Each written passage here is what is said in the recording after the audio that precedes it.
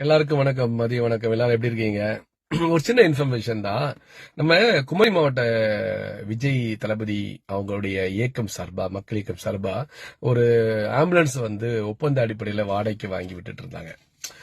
வாடகைக்கு வாங்கி விட்டுட்டு இருக்கிறதுனால அது மாசம் மாசம் வாடகை கொடுக்க வேண்டியிருக்கு. அதை சொந்தமா வாங்கிட்டா என்னன்னு முடிவு பண்ணி ஒரு சொந்தமா ஆம்புலன்ஸும் வாங்கிட்டாங்க.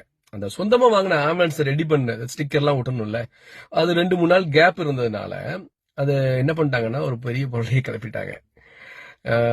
ஒரு ஒரு வாடகை ஆம்புலன்ஸ் வாங்கி மக்களுக்கு சேவ் பண்ண நினைச்சதுங்கிறது எவ்வளவு பெரிய விஷயம். அப்படி பண்ணவங்க அந்த விஷயத்த கையில விடுவாங்களா ஈஸியா? சொந்தமா வாங்கி செயல்படுத்துறதுக்கு கேப் ஆனதில்ல, அதுக்குள்ள இவங்க வண்டி ஓட்ட ஆரம்பிச்சிட்டாங்க. ஏன்னா அது மக்கள் இயக்கம் இப்போ தமிழக வெற்றி கழகமா கட்சியா மாறினதுனால ஏதாவது சொல்லணும்ல, அதுக்காக சொல்லிட்டாங்க நினைக்கிறேன். இல்ல ஒண்ணும் இல்ல, நீங்க நல்ல விஷயத்தை பாராட்டாலும் பரவாயில்ல.